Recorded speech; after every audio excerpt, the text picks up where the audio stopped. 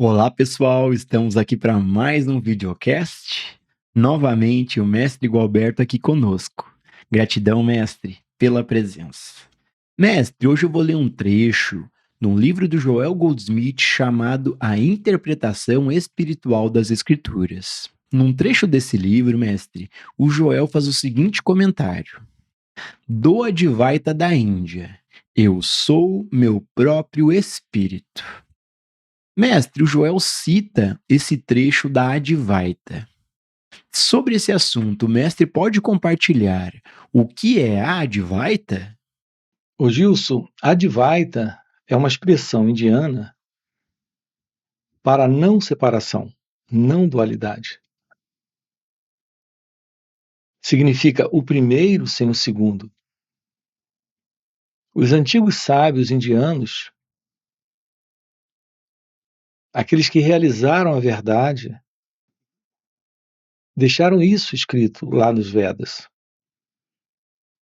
Essa expressão vem dos Vedas. É a verdade de que a vida, nela, não existe tal coisa como uma divisão, uma separação. Há uma única realidade presente, há uma única verdade presente. Podemos dar diversos nomes para essa realidade presente. Mas nenhum desses nomes, como uma palavra, uma expressão, como todas as palavras são, como uma expressão do pensamento, pode explicar o significado disso. Então, essa realidade divina, que nós chamamos de Deus, de verdade, de ser, é a única realidade da vida. Isso é Advaita. Essa realidade divina de Deus, que é Advaita, a não separação, é a realidade do seu ser, é a realidade sobre você. Uma vez que esse despertar esteja presente, essa visão que fica da vida é a visão da não separação. Não existe esse eu e a vida, essa vida e Deus. Esse eu, a vida, Deus e o outro. Há uma realidade presente. Ela está presente nessa manifestação, mas também além de tudo aquilo que chamamos aqui de manifestação. Então estamos diante de algo indescritível, inominável.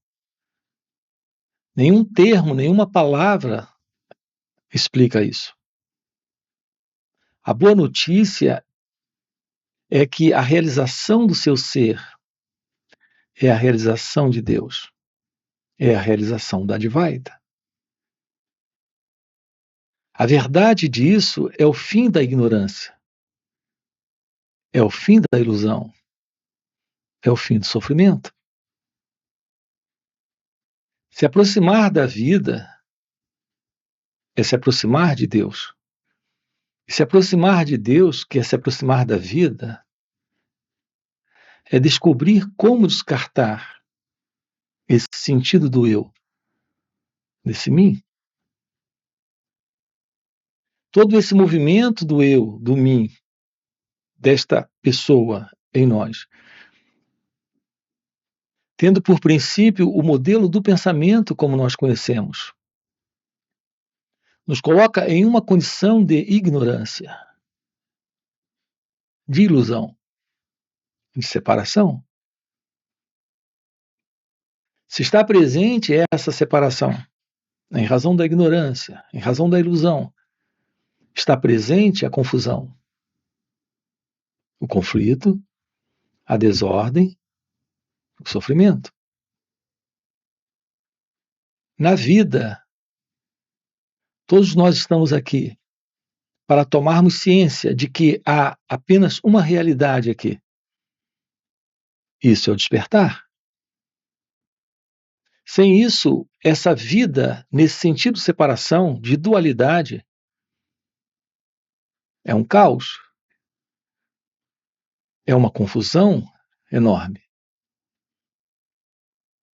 O ser humano vive inquieto, desorientado, psicologicamente perturbado.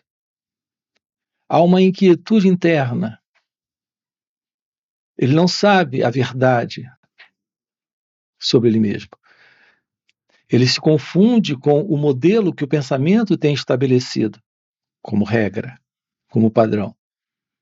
Essa regra, esse padrão, é o modelo que nós temos chamado aqui de condicionamento mental. Nós estamos sempre atendendo a vida a partir desse elemento que se vê separado dela. Essa forma de atender é inadequada. Quando, por exemplo, você lida com pessoas a partir da ideia de ser também uma pessoa. Você não a vê como de fato ela é.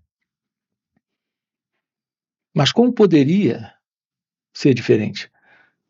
Se você não consegue tomar ciência da verdade sobre si mesmo, como teria a verdade sobre ele ou ela? Assim, a particular visão do eu é a visão que o pensamento tem estabelecido como sendo verdadeiro, como sendo real, sobre a vida, sobre o outro, sobre ele mesmo. Então, esta condição é algo que o pensamento está estabelecendo como padrão, como regra. Esse é o princípio equivocado de separação, de dualidade. É o pensamento que criou a ideia desse eu e o não eu, desse eu e a vida, desse eu e Deus. Se aproximar de um encontro como esse aqui é se aproximar da possibilidade da averiguação, do investigar, do aprofundar essa questão. A questão é: o que eu sou? Qual será a verdade desse quem sou eu? Esse quem sou eu é uma construção do próprio pensamento. Ter uma aproximação daquilo que eu sou é a aproximação do autoconhecimento. Exatamente para o descarte dessa ideia sobre quem sou eu. Não existe esse eu. Não existe esse quem. Há uma realidade aqui. E você constata essa realidade, além do eu. Esse você, nessa constatação, é a própria realidade divina, cônscia dela mesma. Não existe qualquer separação entre você, Deus e a vida. Você é Deus em sua natureza real. Mas no pensamento você é uma pessoa. No modelo de se comportar, agir, sentir e viver algo que o pensamento está produzindo, dentro de uma resposta de condicionamento de pensamento, algo comum a todos. Você é uma pessoa. E uma pessoa está em apuros. Uma pessoa tem problemas. Uma pessoa está alienada da verdade. Exatamente por ser uma pessoa. Alienada da realidade, da verdade, da vida.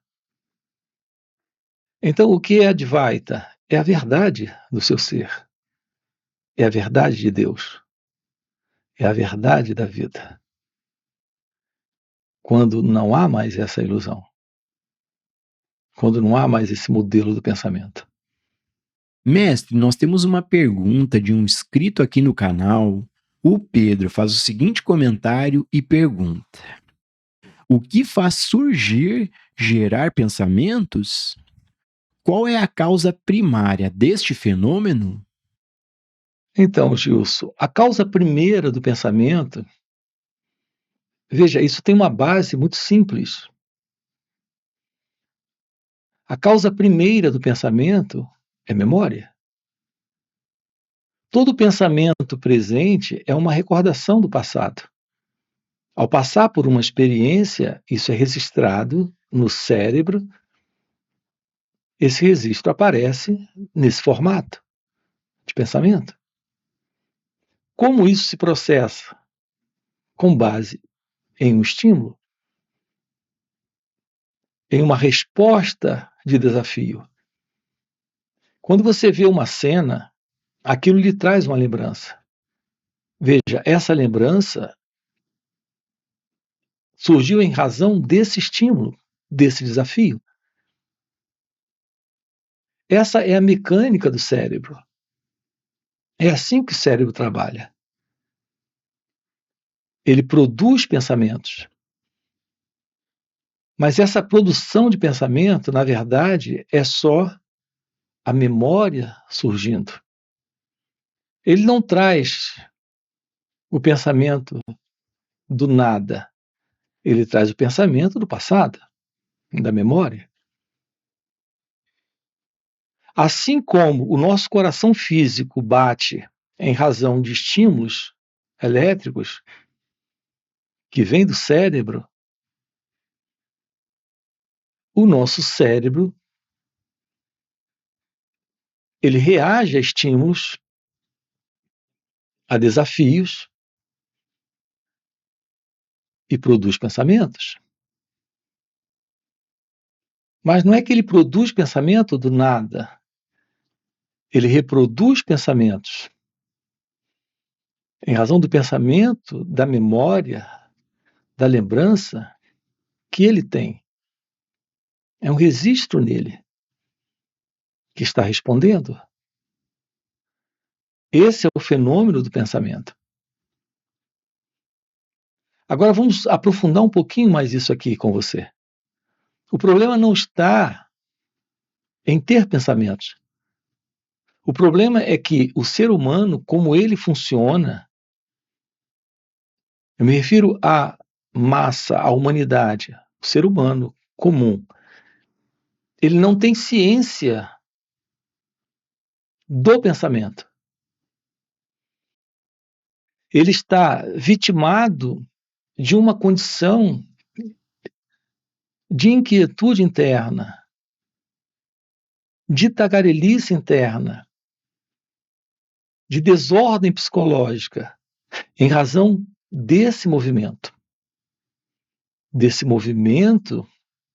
de pensar do cérebro. Aqui, precisamos compreender isso. Essa condição psicológica de vida não é natural.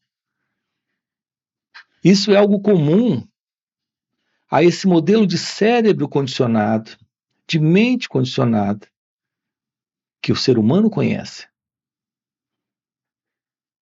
Assim, o problema com o pensamento é que no ser humano ele funciona de uma forma inconsciente, mecânica, repetitiva, tagarela, produzindo juntamente com esses pensamentos estados internos de sentimentos, de emoções, de conflito, de desordem e sofrimento. Nós não temos, nesse sentido do eu, do ego, desta mente condicionada, desta mente egóica, deste cérebro condicionado, quietude, silêncio, ausência de pensamento. O cérebro está constantemente produzindo pensamentos. Ou seja, se ligando a cada momento a todo tipo de estímulo e desafio, e produzindo a ilusão de uma identidade dentro dessa experiência, que é a experiência do pensar. Veja, isso não é natural. Isso ocorre porque o ser humano não conhece a verdade daquilo que ele é fora desse condicionamento. Tudo que o ser humano sabe sobre ele mesmo é aquilo que o pensamento está dizendo. E ele está se confundindo com o pensamento, se identificando com essas reações e vivendo nessa inquietude, nessa tagarelice. Assim, o cérebro no ser humano, ele está funcionando de uma forma equivocada, caótica. Não existe essa liberdade desta ciência da ausência desse tempo psicológico. O ser humano vive no pensamento, nessa psicológica condição do pensamento. Assim, estamos constantemente entre o passado e o futuro. E esse movimento do presente é a inquietude entre o que foi e o que será. Podemos romper com isso para uma qualidade de mente nova, de cérebro novo, onde o pensamento seja funcional apenas quando se fizer necessário ele esteja presente e não esteja assim ocupando o tempo todo esse espaço. Quando ele está ocupando todo esse espaço, o tempo todo ocupado, é aquilo que nós temos chamado aqui de consciência egóica, de consciência do eu. Podemos conhecer na vida a liberdade, ou seja, o fim para esta consciência do eu, para essa consciência do ego. Isso requer a presença do autoconhecimento, a presença da meditação, a presença desse espaço que se revela quando o cérebro se aquieta, quando a mente silencia. Então se revela algo além da mente, além do cérebro, além do eu, além do ego. É isso que estamos juntos trabalhando aqui com você, lhe mostrando que nessa vida, o despertar da inteligência requer a presença do silêncio, de um novo modo de pensar, de sentir, de agir na vida. E isso só se torna possível quando temos o fim para essa psicológica condição que acabamos de colocar aqui para você, onde o cérebro está o tempo inteiro ocupado. Repare, você está almoçando ou trabalhando em alguma atividade, mas internamente o cérebro está ativo, tagarelando, dizendo coisas, colocando esse sentimento e pensamento aí, localizando aí uma entidade presente, que é esse mim, no passado ou no futuro. Nós não temos ciência desse instante, ciência do agora, porque não há espaço, não há quietude, não há silêncio. E aqui estamos dizendo para você que isso não é natural, isso é comum, mas é porque o ser humano ele está em desordem psicológica. A grande verdade sobre isso é que o ser humano é neurótico. Ele está construindo exageros. Ele está exagerando. O modelo do pensamento é de exagerar. Então, essa disfunção interna, essa confusão psicológica, esse movimento de pensamento é a continuidade desse ego, desse eu, desse mim. Quando isso termina, algo novo está presente. E é isso que estamos trabalhando aqui com você. A única coisa na vida é realizar a vida. A ciência da vida, a beleza da vida, o amor que é a vida. Então temos a presença da inteligência, a presença da liberdade, dentro das nossas relações com o outro, com nós mesmos, com as experiências. É quando os pensamentos estão apenas ocupando o espaço real deles, e não esse espaço psicológico, como ocorre com a presença do ego. A forma como psicologicamente nós, seres humanos, estamos funcionando é um problema, é algo para ser descartado. Então, o florescer do seu ser é a ciência da realidade, daquilo que está além do eu, além desse cérebro, além desta mente, além deste ego. O que torna isso possível é um trabalho de autoconhecimento, de meditação. Em razão do poder desta presença, que é o poder dessa graça divina. Mestre, nós temos uma outra pergunta de um outro inscrito aqui no canal. A Tânia faz o seguinte comentário perguntando: Mestre, então só depois da investigação sem o ego é que se chega à verdade? Você pergunta só depois da investigação sem o ego que a verdade se revela? Repare a sua pergunta.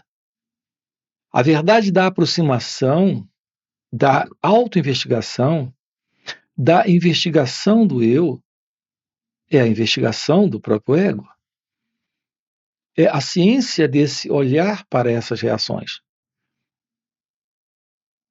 Então vamos corrigir um pouquinho aqui essa questão da pergunta. Nós precisamos ter uma aproximação de nossas reações. Mas esta aproximação requer um olhar livre do próprio movimento do eu. Mas esse olhar compreende uma visão clara desse movimento. Nós temos que descobrir aqui o que é observar essas reações. Esse observar requer, sim, a presença da ausência desse observador, desse pensador, desse experimentador. Mas não se trata de alcançar a verdade. A ciência desta pura observação revela algo fora do conhecido. A verdade, ela já está presente. É aquilo que já está presente, mas que de fato só se revela quando nos damos conta desta ciência do autoconhecimento. Assim, aprender a observar nossas reações sem o observador. Aprender a tomar ciência daquilo que se passa aqui e agora, sem se confundir com esse elemento que é o experimentador se separando da experiência, o observador se separando daquilo que observa, aquele que escuta se separando daquilo que ele está escutando. Tomar ciência disso é ter a real aproximação da visão da meditação. Isso está dentro desta aproximação do autoconhecimento. Aqui, essa atenção sobre as nossas reações requer um olhar livre desse elemento que se separa para interferir, que vive dentro de um movimento de gostar e não gostar, ou de querer alterar ou mudar, que julga, avalia, compara. Assim, a base para esta autoobservação, para esta autoinvestigação, é trazer para esse instante esta atenção. Uma atenção livre de escolha, livre de alternativas, livre de ideias, conclusões, crenças, avaliações, julgamentos e todo tipo de resposta que venha do passado, que possa surgir do passado. É apenas olhar, é apenas constatar, se dar conta daquilo que se passa aqui e agora. Quando você olha um pensamento, nossa inclinação, em geral, quando você olha, é de gostar ou não dele. Quando o sentimento surge, você gosta dele ou não gosta. Então, em geral, estamos sempre aceitando ou rejeitando aquilo que se passa dentro de nós e aquilo que se passa externamente nesta relação com o outro.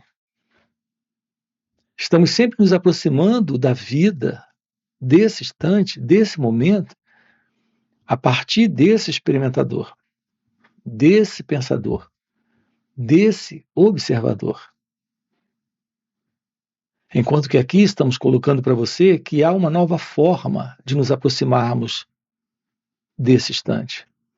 Essa nova forma requer a presença dessa atenção, exatamente sobre essas reações. Essa atenção não interfere, ela não se envolve. Essa atenção é que nos dá a base do autoconhecimento. E com a base do autoconhecimento, nos aproximamos da meditação. Então, há uma qualidade nova de ação que surge quando o eu não está. Quando esse experimentador, esse observador, esse elemento que se separa, que julga, avalia, não está mais presente. Assim, qual é a real aproximação da vida? A real aproximação da vida é a real aproximação da verdade sobre nós mesmos. Sem esse constatar aquilo que se passa aqui e agora, em você, com você, não há como romper com esta velha condição para esta realidade se mostrar, para esta verdade florescer. É disso que estamos nos aproximando aqui, nesses encontros. Gratidão, gratidão, mestre. Já chegou o nosso tempo. Gratidão por mais esse videocast. E para você que está acompanhando o videocast até o final e realmente quer viver esses ensinamentos e ter essa visão em liberdade como o mestre tem, fica o convite para participar dos encontros intensivos que o mestre Gualberto proporciona. São encontros intensivos de final de semana. No formato online, existem encontros presenciais e retiros. Nesses encontros, o mestre Gualberto, além de responder diretamente às nossas perguntas, ele, por já viver nesse estado desperto de consciência, compartilha um campo de energia, que é um poder e uma graça que nos ajuda demais nessa compreensão de nós mesmos, porque a gente acaba entrando de carona nesse campo de energia do mestre. E isso realmente facilita muito para podermos entrar de forma espontânea no estado meditativo, em silenciarmos nossas mentes. Então fica o convite, no primeiro comentário fixado tem o link do WhatsApp para poder participar desses encontros. E mestre, mais uma vez, gratidão pelo videocast. Eu quero lhe convidar a uma vida livre em amor, liberdade, felicidade, a essa união consciente com Deus, na linguagem de Joel Goldsmith, a uma vida livre desse sentido de separação, desse sentido de dualidade.